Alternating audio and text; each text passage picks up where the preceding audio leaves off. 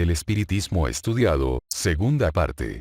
Capítulo 10. El régimen del espiritismo. Toda política entraña un gobierno y un régimen. La política del Creador, condensada en la unidad universal con un solo punto de plataforma, el amor, debería señalar a su gobierno el espiritismo, su régimen propio que, emanado forzosamente de la política de unidad, tendría que ser común a todos los que se ciñen a la ley de amor y entonces el nombre de ese régimen es comunismo. Para este capítulo tenéis que recurrir a nuestras argumentaciones y axiomas de nuestra filosofía austera racional, en la que, como juicios inapelables, hemos estudiado lo inconveniente y lo conveniente de la comuna de amor y ley y de la comuna por la violencia. La comuna por la violencia es producto del materialismo anarquizado, del anarquismo híbrido, a causa de la disconformidad de muchos por la presión y represión y desconocimiento de los derechos del trabajador que, educado por la fuerza en los odios religiosos, ven en la pena del talión su justicia. Pero no es esa la justicia de la ley, porque por muchos que sean los hombres anarquistas violentos, siempre será ínfima minoría. Y la ley es de las mayorías en todo rigor. Como ha habido un juicio exacto de los espíritus, el que encontraréis compendiado en el espiritismo en su asiento y por entero en la filosofía enciclopédica o año espírita cuando se pueda imprimir, afirmamos que, en la Tierra, la inmensa mayoría de los 2 billones de espíritus que a ella pertenecen, se acogieron a la ley del trabajo común y del usufructo común, que el gobierno universal del espiritismo nos trajo, por solidaridad del universo y mandato del Padre Creador, porque esa es su política. El régimen de toda la tierra, por causa de las religiones únicamente, ha sido de falacia, engaño, fraude y mentira, como política de Dios y gobierno de Cristo, como definió bien Quevedo. Todo lo cual se llama espiritualismo. El régimen que se proclama por la política del Creador y gobierno del espiritismo, es todo lo contrario. Verdad, justicia y amor. Lo que se proclama hasta por los anarquistas híbridos, que si tienen la materia manchada de odio y venganza religiosa, su espíritu está poseído de la fraternidad humana. Lo que confirma que viven la verdad, la justicia y el amor, aun cuando crispa sus puños materiales, para castigar a la sociedad corrompida, con la que viven divorciados, sin poder prescindir de ella. De ahí proceden sus arrebatos en los que siempre sucumben, porque el odio y la ira son ciegos. Sin embargo, intentan la gran comuna. Pero como la pretenden con la violencia y ellos, sin pensarlo, no son malos, sino impetuosos, de sus ímpetus caen rendidos y se hacen castigar por aquellos a los que quieren vencer a puñetazos o bombazos, por la satisfacción de la venganza, lo que los anula en su justicia, puesto que eso es destruir y el comunismo del espiritismo es construir sobre terreno nuevo y sano. La plutocracia no teme a la violencia, porque ella es más violenta. Pero teme a la verdad filosófica, porque ella vive de la falacia teológica. ¿Creéis que no le agradaría mucho más a la plutocracia, que la pudierais destruir con la violencia, que no verse deshecha, descubierta y derrotada por la luz de la verdad? Pensad nada más que, para el anarquismo, le basta a la religión las leyes de represión que inspira a los autócratas, sus serviles y malos servidores del pueblo. Pero para el espiritismo, no puede aplicar esas leyes y echa mano de su Dios nada menos, y son ellos mismos frailes de levita, de sotana y otros hábitos, los que combaten desde los púlpitos, los altares, los pasquines y, sobre todo, desde la cloaca confesionario, que es algo más terrible que las lluvias de balas que os han tirado tantas veces a vosotros para haceros callar. El espiritista sabe cumplir las leyes sin enlodarse en sus fangales. Y en vez de servir a la ley del plutócrata, hace que la ley lo sirva a él. El autócrata se ve hasta corrido en su ignorancia y entonces, el plutócrata, desde los sitios mencionados, acomete con la calumnia vil, tan vil como su Dios, sus ritos, sus magias negras y rojas, vulgos sacramentos que ellos se encargan de desmentir, como se verá cuando hablemos y estudiemos fenómenos del espiritismo. En fin, vosotros lucháis con el polvo y caéis como granos de polvo. Nosotros luchamos con la verdad, contra la mentira, con la luz del espiritismo, contra la tiniebla de la materia, y con el amor y la justicia, contra el odio y la iniquidad. Y como todo esto es del espiritismo, como esencia pura, flota siempre más y no logran envolverlo las aguas turbias de la calumnia. Vosotros, los libres, que algo presentís del odio religioso, sabéis que la religión jamás perdona. ¿Suponéis qué agonía horrible sufrirá hoy la religión ante su impotencia de vencer al espiritismo? Entendedlo del todo, considerando que, para derrotar al espiritismo, amalgamó sus doctrinas con las de la religión, para que de sus prácticas místicas, fanáticas e irracionales hasta la superchería, todos odiaran, persiguieran, o se rieran, o se avergonzaran de ser espiritistas y hasta vosotros, anarquistas y materialistas. Habéis sido víctimas de ese juego religioso y os reís despectivamente del espiritismo. ¿Qué más prueba queréis de la grandeza del espiritismo y del terror que le causa a la religión y a sus secuaces? Toda esta argumentación es de más. Pero considerad bien el triste papel que hacéis al caer esclavos de las añagazas religiosas, riéndoos del espiritismo, que destruye toda religión y sus dioses, con todas sus falacias y leyes de división, vosotros que creéis ser antirreligiosos y servís a las mil maravillas a la religión. ¿Para qué argumentaremos más para ver que el espiritismo no es religión, desde que viene a destruir a todas las religiones? Pero ved ahora qué diferencia de política y justicia hay entre vosotros y el espiritismo, luz y verdad. Vosotros queréis la destrucción del religioso y servís a la religión en vuestro odio al espiritismo, o si no odio, desprecio, que en cierto modo es peor. Y como quitar el efecto, no es quitar la causa, aunque matarais a los religiosos, no acabaría la religión, que los hace. El espiritismo sabe que el religioso es casi hombre. Y que si deja de ser religioso, es hombre y no quiere destruirlo, porque es hombre. Pero como no puede haber armonía en la humanidad habiendo religiosos, para que no los haya, quita la religión, a causa de que haya religiosos, efecto. ¿Habéis visto la diferencia y vuestra injusticia y nuestra justicia? Al espiritismo, no le importa de los anarquistas, de los materialistas, ni de los religiosos y espiritualistas.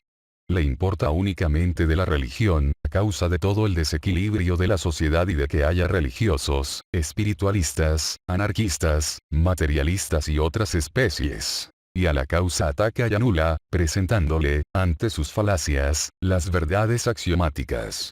Es una política digna. De frente, a la plena luz de la razón, y aunque se opongan hasta los anarquistas, la victoria está descontada, y ya se ve el final de la batalla. Sí, se ve el final de la batalla, porque los materialistas y los temidos por anarquistas, muy equivocados, es verdad, han empezado a llamarse comunistas, y no solo a llamarse empezaron, sino a establecer la comuna. Porque, repetimos, aunque son materias mal educadas, impetuosas y vengativas, aunque sea mal obedecen a sus espíritus, que niegan, y sin embargo idean el comunismo, presintiéndolo como régimen justo. Sí, el comunismo, pero de amor y ley, es el régimen justo, y lo establecerá únicamente el gobierno del espiritismo y no el anarquismo, ni el materialismo, ni el socialismo. Porque todos ellos son divisiones. Y como puede lo partido, lo dividido, ser indivisible, como lo requiere y puede hacerlo el comunismo, que es unidad. Es lo mismo que lo que habéis pretendido ser justo y equitativo. Dar a cada uno según sus aptitudes, o la igualdad, repartiendo todo por iguales partes. Decidme. Si en el reparto parcelario de la tierra, en mi parcela hay una mina de oro o diamantes y en la tuya hay una de plomo o solamente arcilla, ¿habría justicia? Pero aunque prescindamos de esas posibilidades, ¿quién asegurará que en mi subsuelo haya una vena de agua potable que podría fertilizar mi predio y en la tuya haya aguas amargas y saladas que no podrían dar vida a las plantas, ni aseo e higiene a ti? Y sobre las aptitudes. ¿No habéis visto que ningún hombre tiene las mismas disposiciones, ni fuerzas, ni inteligencia, ni aun siquiera las mismas obligaciones, ni las mismas necesidades, ni la misma moral? ¿Comprenderéis con esto vuestro equívoco y lo imposible de vuestro comunismo?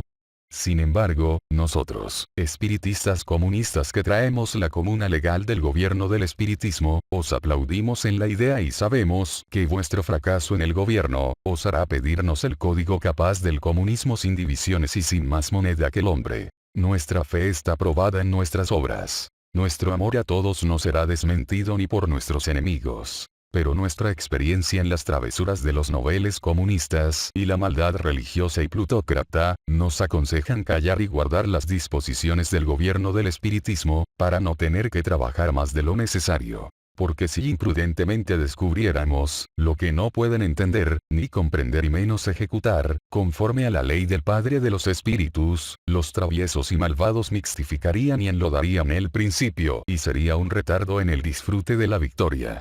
Pero entended para siempre que, sin el acatamiento del espiritismo como moral y gobierno, la comuna no puede ser. Y que, como es orden inflexible y está empeñado todo el universo por mandato de la ley de amor, están tomadas todas las medidas, y los ejércitos de espíritus elementales y naturales, solo esperan la orden de obrar la justicia, en defensa de la mayoría de los espíritus humanos trabajadores, que acataron el amor como única ley, el trabajo como providencia y la comuna como régimen. ¿Acaso lo toméis esto como una amenaza, o como el coco de los niños? Peor para vosotros. Es, sí, una advertencia, un aviso amoroso del espiritismo. Una prueba de que jugamos a cartas descubiertas, y a pesar de ello, no entendéis el juego, por vuestra predisposición a los malos manejos y trampas, lo cual no es culpa del espiritismo. No. En la comuna no puede haber ningún interés dividido. Todos los productos estarán en un depósito común, donde cada uno tomará cuanto necesite, como igualmente producirá cuanto sea capaz, y no a su antojo y capricho, sino en un orden de verdadera economía, hasta del tiempo. Por tres cosas esenciales y necesarias ha trabajado el hombre como bestia y no las tuvo: la casa, el vestido y el alimento. Pues bajo el gobierno y régimen del espiritismo, el hombre tendrá su casa, con más confort que hoy puede tener el palacio del autócrata.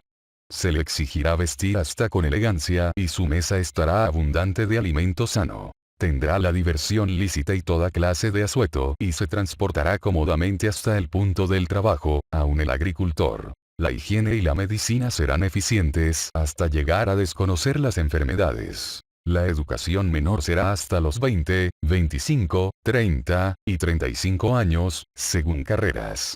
Momento en que empieza su vida activa o periodo de producción, cesando a los 60 años, para convertirse en policía moral, en instructor de las juventudes, o miembro de los consejos. Y decidme, ¿qué mayor felicidad puede imaginar el hombre del trabajo, que ver a sus hijos educarse y ser sabios como él lo es y contemplar a sus padres, robustos aún y frescos, deleitándose entre aquellos coros de infantes que, llenos de salud, estudian y se expansionan? Aquel final le espera a él, en cambio de un trabajo inteligente y de hombre digno. ¿Qué cuadros veis hoy en los asilos, en los hospitales, en las casas cunas, o en los quicios de las puertas, tirados el niño y el anciano como piltrafas inservibles, y que 1000 veces y siempre prefieren esos desgraciados seres cometer el crimen, para merecer un plato de pienso de perro, un techado frío, lóbrego y sucio, pero que siendo honrado no lo puede merecer?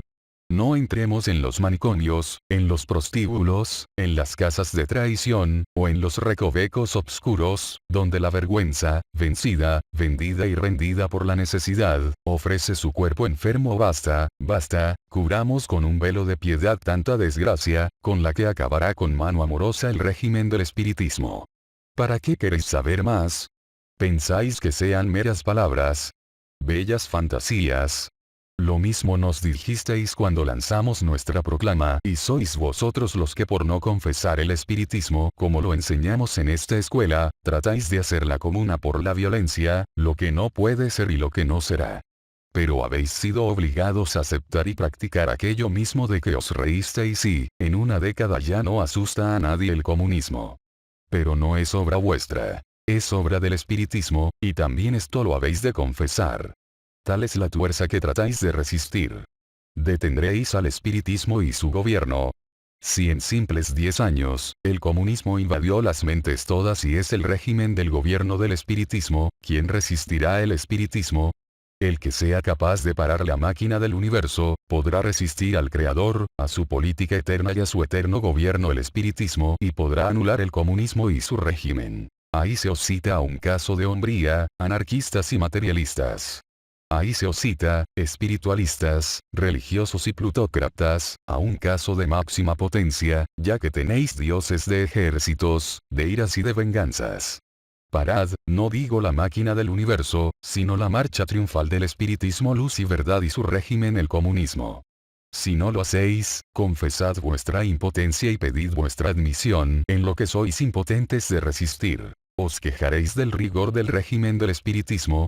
Suave es su yugo. Pero mata el libertinaje para dar al hombre libertad, justicia, sabiduría, potencia y amor, con paz y pan.